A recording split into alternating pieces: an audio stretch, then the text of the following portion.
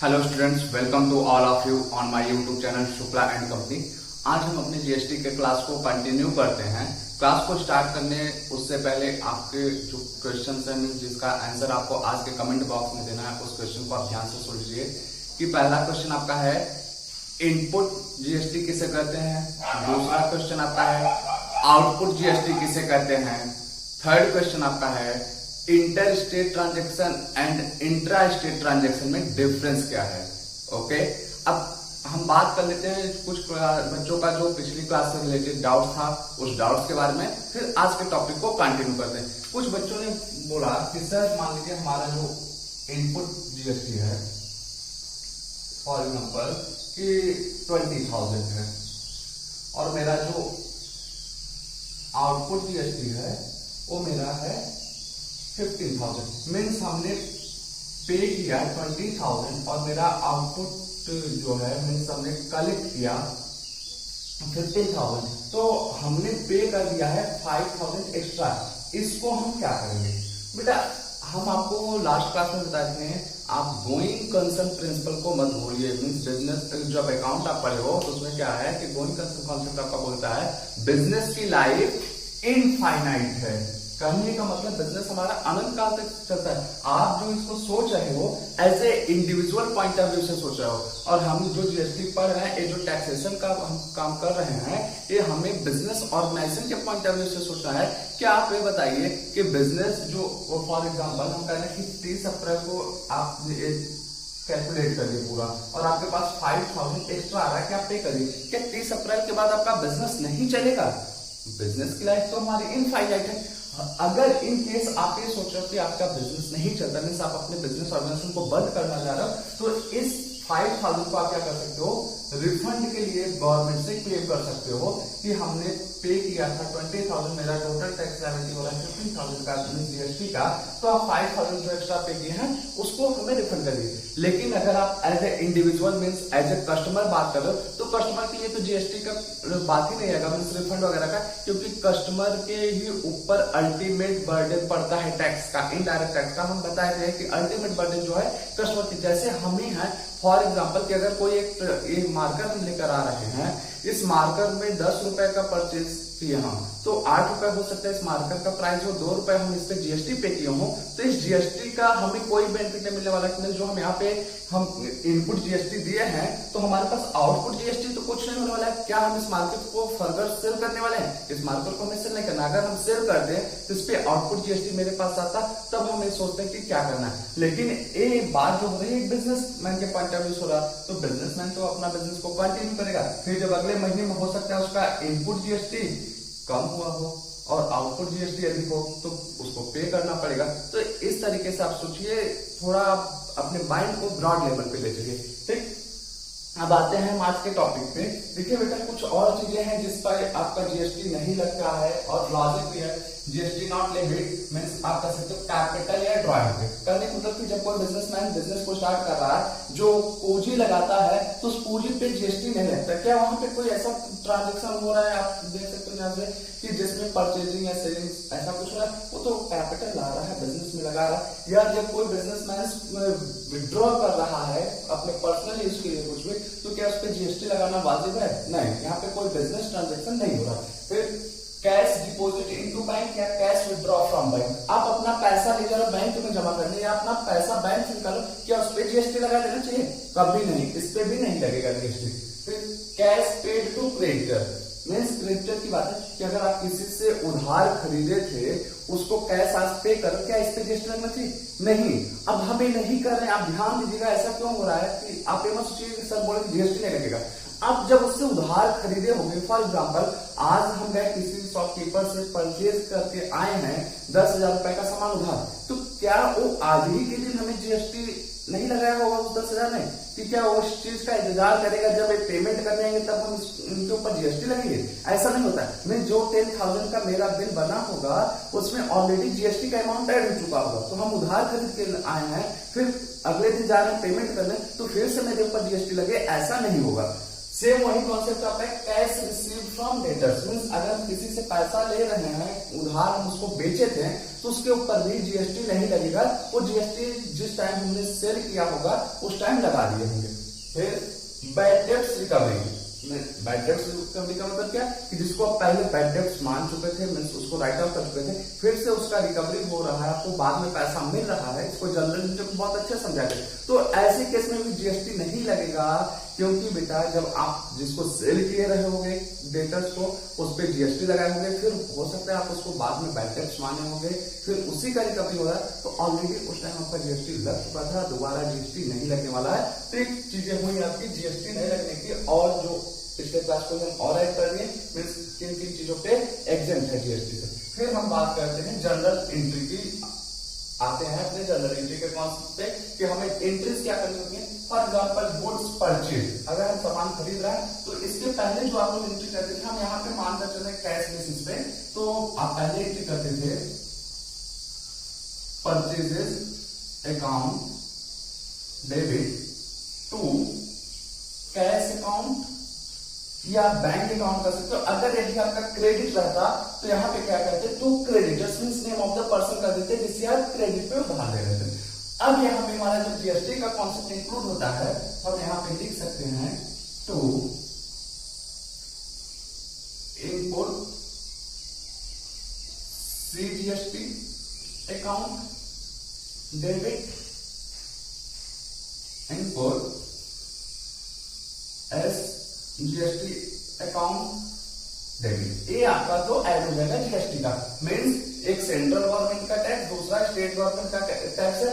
और ये भी आप समझिएगा, अगर हम सीजीएसटी या जीएसटी लिखा है दैट मीन्स हम यहाँ पे बात क्या कर रहे हैं, a transaction with in state आपका होगा, ठीक। अगर यदि आउट ऑफ स्टेट होता, मीन्स दो राज्यों के बीच का होता, तो यहाँ इनपुट सीजीएसटी और इनपुट एस जीएसटी की जगह हम एक कॉमन लिखते हैं कि इनपुट आईजीएसटी। आपको याद होगा कि इंटर स्टेट के केस में मीन्स जब दो राज्यों के बीच में होता था ट्रांजेक्शन, वहां पे आईजीएसटी का कॉन्सेप्ट दिए थे, तब यहाँ पे हमारा केवल आईजीएसटी डेबिट होता बेटा, ठीक। तो अगर आपका विद इन स्टेट का ट्रांजेक्शन है तो इनपुट सीजीएसटी इनपुट जीएसटी लगेगा।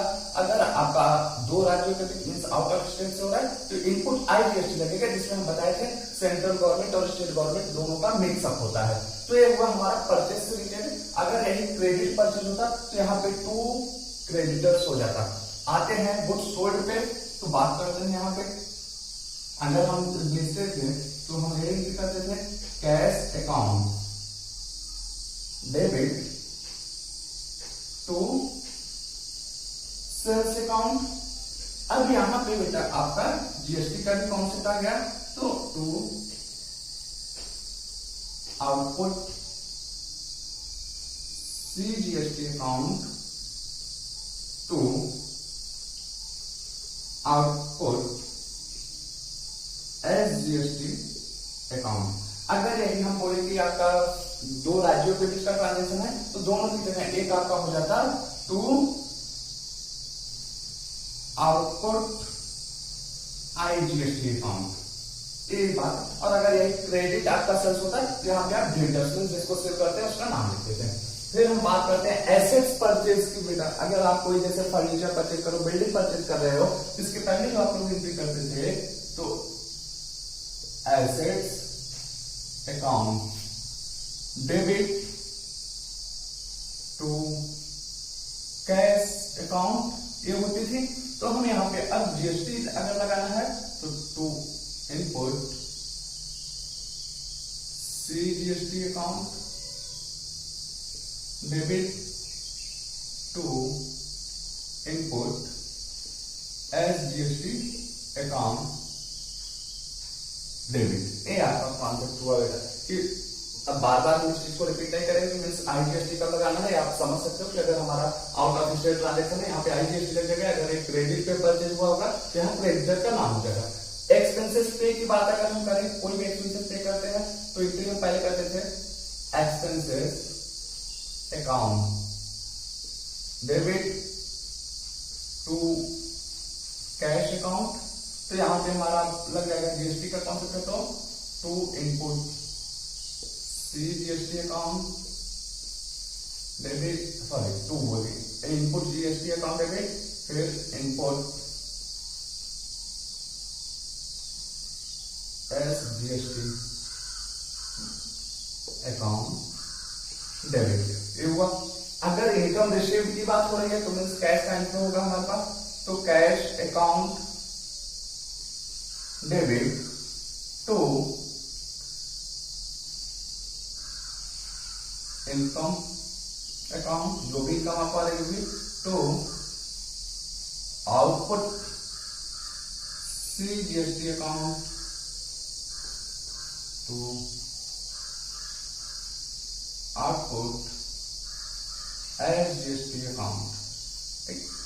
ड्राइंग अगर हम कर रहे हैं, आपको याद हो अभी हमने बताया कि ड्राइंग पे क्या होता है, जीएसटी नहीं लगता है।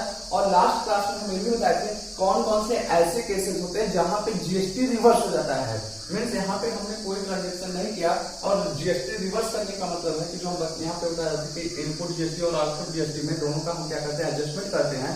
तो यहाँ पे हमें एडजस्टमेंट भी नहीं मिलता है, तो इसकी एंट्री आप पहले क्या करते थे, करेंगे कि drawing account debit to purchases account, ये करते थे। अब जीएसटी रिवर्स का कॉन्सेप्ट जो हम बताए थे उसका मतलब ये हुआ कि यहाँ पे हमने क्या किया था, जो जीएसटी को डेबिट किया था इनपुट जीएसटी, वो क्रेडिट में आ जाएगा। तो input CGST account to input SGST account. अगर यही ट्रांजेक्शन हमारा आउट ऑफ स्टेट करा होता तो to I input IGST account हो जाता है यहाँ पे क्रेडिट। फिर हम बात करते हैं परचेज रिटर्न की। जो गुड्स मान लीजिए हम क्रेडिट पे परचेज किए थे, अगर उसको हम वापस कर रहे हैं तो हमारा एंट्री क्या होता था, पहले आप याद रखो कि यही करते थे, जिससे परचेज किए होते थे creditors account debit to purchase return account. अब बेटा जब हम रिटर्न कर रहे हैं तो याद करिए कि अगर परचेज किए रहे होंगे, क्रेडिट पे ही परचेज किए होंगे, तब भी हमारा जीएसटी यहाँ पे लगा रहा होगा। तो जब हम उसको वापस कर रहे हैं तो वो रिवर्स हो जाएगा जीएसटी। मीन्स यहाँ पे आप कर सकते हो to input CGST account to input SGST account. ये हुआ आपका परचेज रिटर्न से रिलेटेड। आते हैं सेल्स रिटर्न पे, हम बात कर लेते हैं। मीन्स अगर आप जिसको सेल्स करते हैं क्रेडिट पे ही किए होंगे, वो आपका क्या होगा, डेटर्स कराता है। तो अगर वो आपको वापस कर रहा है सामान, तो आप यहाँ पे क्या करते हैं कि पहले की एंट्री याद करिए, sales return account debit to debtors account, means जिसको आप बेचे रहते थे उसका नाम। अब यहां पे जब आप सेल किए होंगे तो आउटपुट जीएसटी लगाए होंगे, तो वापस जब आएगा सामान तो आउटपुट जीएसटी भी आपका रिवर्स हो जाएगा। लास्ट क्लास में हम बता चुके थे, उसकी अकाउंटिंग आपको दिखा रहे हैं। तो यहां पे हम कर लेंगे आउटपुट सीजीएसटी अकाउंट डेबिट, फिर आउटपुट एसजीएसटी अकाउंट डेबिट। ये आपका हो गया डेबिट। अगर यही आउट ऑफ स्टेट ट्रांजेक्शन होता है, दो राज्यों के बीच में होता है, तो यहाँ पे हम कर देते हैं आउटपुट आईजीएसटी अकाउंट। ये आपके बेटा बेसिक जनरल एंट्री हुई जो ट्रांजेक्शन से रिलेटेड है। अब हमें इस पे सीखना है, जो अगला टॉपिक है मेरा इसमें, कि जीएसटी का एडजस्टमेंट करना। हम कहें कि एडजस्टमेंट ऑफ जीएसटी मीन्स आप ध्यान दो कि जब हम इनपुट की बात करते हैं तो इनपुट जीएसटी, इसमें हमारे तीन हैं, सीजीएसटी, फिर एसजीएसटी एंड आईजीएसटी। फिर आउटपुट की बात करते हैं तो इसमें भी हमारे क्या है, तीन हैं, सीजीएसटी, एसजीएसटी एंड IGST। अब ध्यान से अगर आप देखेंगे बेटा तो CGST जो आपका है सेंट्रल गवर्नमेंट का है, SGST जो है स्टेट गवर्नमेंट का है, और IGST जो जाता है पहले में हम कहते हैं एक किसके हाथ में जाता है, IGST भी सेंट्रल गवर्नमेंट के हाथ में जाता है। जब और पार्ट इसमें दो होता है, एक स्टेट गवर्नमेंट का, दूसरा होता है सेंट्रल गवर्नमेंट का। और उसी तरीके से अगर हम आउटपुट जीएसटी की बात करें, CGST आपका जो है सेंट्रल गवर्नमेंट का है, SGST जो है स्टेट गवर्नमेंट का है, और IGST का भी बात करें तो ये आपका जाएगा सेंट्रल गवर्नमेंट के हाथ में, और उसमें दो पार्ट होते हैं, स्टेट गवर्नमेंट का एंड सेंट्रल गवर्नमेंट का।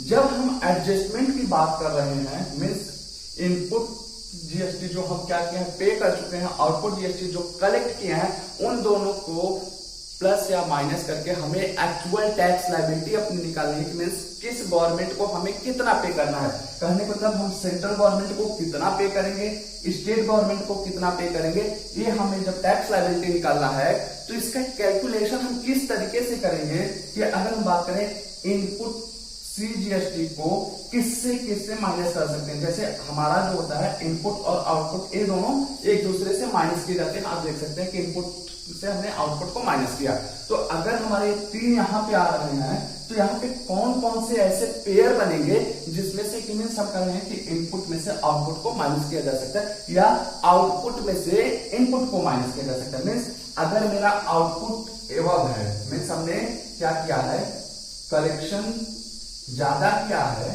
और यहाँ पे इनपुट का मतलब होता है पेमेंट कम किया है, तो ऐसे केस में क्या होगा, आउटपुट में से इनपुट जीएसटी को माइनस किया जाएगा, और जो मेरा बैलेंस आएगा वो गवर्नमेंट को हम क्या करेंगे, पे करेंगे। लेकिन जस्ट इसका रिवर्स चले, मेरा इनपुट अधिक हो, हमने पे ज्यादा किया है, आउटपुट मेरा कम हो, मीन्स हमने कलेक्ट कम किया है, तो इस केस में क्या होगा कि इनपुट में से आउटपुट जीएसटी को माइनस किया जाएगा, और जो हमारा बैलेंस अमाउंट आएगा उसको हम क्या करेंगे, नेक्स्ट मंथ या नेक्स्ट ईयर के लिए कैरी फॉरवर्ड कर देंगे। अगले टाइम में हम क्या करेंगे, उसको एडजस्ट कर सकते हैं फ्यूचर में। अब यही जो हम बोले कि इनपुट और आउटपुट का माइनस करने का बाद मीन्स एडजस्टमेंट का, हमें ये सीखना है कि CGST जो इनपुट से रिलेटेड है, या GST जो इनपुट से रिलेटेड है, या IGST, इसमें से किसको माइनस कर सकते हैं, वो पेयर हमें देखना है। तो इस पेयर को हम अगले क्लास में करने वाले, मीन्स अगली क्लास जो हमें होने वाली है उसमें हम एडजस्टमेंट ऑफ जीएसटी के बारे में एकदम डिटेल में डिस्कस करने वाले हैं कि कैसे जीएसटी का मीन्स कौन से जीएसटी को किससे हम माइनस करेंगे, कैसे अपनी टैक्स लायबिलिटी निकालेंगे, ये हमें अगली क्लास में सीखने को मिलेगा। मिलते हैं अगली क्लास में, तब तक के लिए गुड लक, थैंक यू।